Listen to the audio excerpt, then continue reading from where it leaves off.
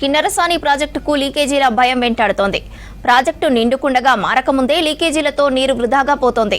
Summer టైంలో జలాశయం sluice సరిచేసుకోవాల్సి ఉండగా అధికారులు నిర్లక్ష్యం చేయడంతో సమస్య పునరావృతం అవుతోంది. స్లూయిస్ అడుగు భాగంలోని రబ్బర్ సీజ్లు అరిగిపోవడం వల్ల ఈ సమస్య తలెత్తింది.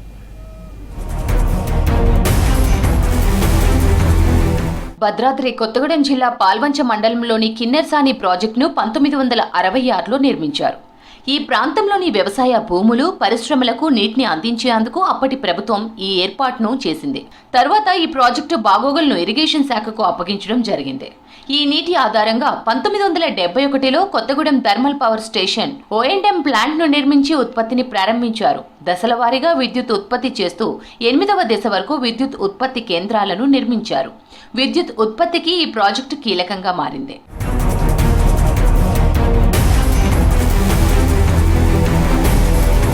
రాష్ట్ర జెన్కో సంస్థ ఈ ప్రాజెక్టును పూర్తి స్థాయిలో తమ ఆధీనంలోకి తీసుకుంది.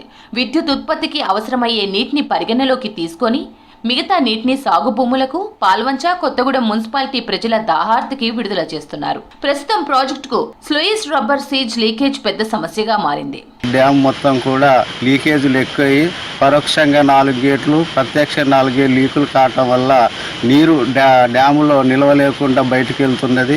మరమ్మతులు చేయకపోతే వచ్చే ఏడాదికి పారిశ్రామికంగా కానీ, సాగునీటి ఎద్దడి కానీ, ఈ వ్యవసాయేతర కానీ కూడా నీటి ఎద్దడి ఏర్పడే పరిస్థితి ఉన్నది. కావున వీటిపైన త్వరగా స్పందించేసి మరమ్మతులు పూర్తి చేయాలని ఈ సందర్భంగా మేము డిమాండ్ చేస్తున్నాం. కిన్నెరసాని ప్రాజెక్టు 8.4 టీఎంసీల నీటి నిల్వ సామర్థ్యం కలిగి ఉంది. ప్రాజెక్టుకు 13 స్లూయిస్ ను ఏర్పాటు చేశారు.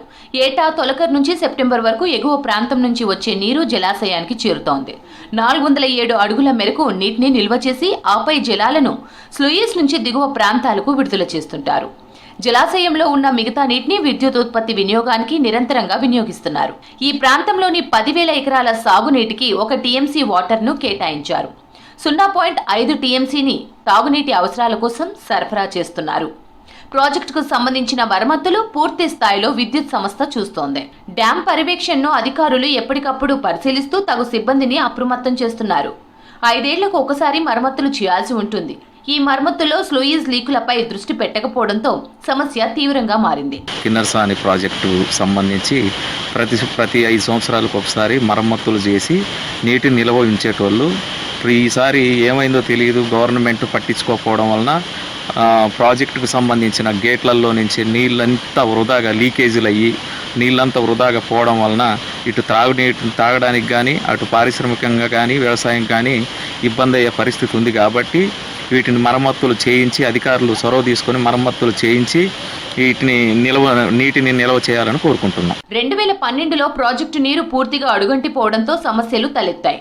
ఈ నీటిని ఆంధ్రాకు తరలించడంతో ప్రాజెక్టులో నీరు పూర్తి స్థాయిలో తగ్గి విద్యుత్ ఉత్పత్తికి అంతరాయం ఏర్పడింది. మోటార్ల ద్వారా నీటిని విద్యుత్ ఉత్పత్తికి తరలించారు. ప్రాజెక్టులో నీటి నిల్వకు జెన్కో అధికారులు జాగ్రత్తలు తీసుకున్నప్పటికీ లీకేజీలు అవుతున్నాయి. కిన్నెరసాని ప్రాజెక్టు 13 గేట్లలో 7, 8, 9, 10, 12 గేట్ల నుంచి నీరు లీకేజ్ అవుతోంది.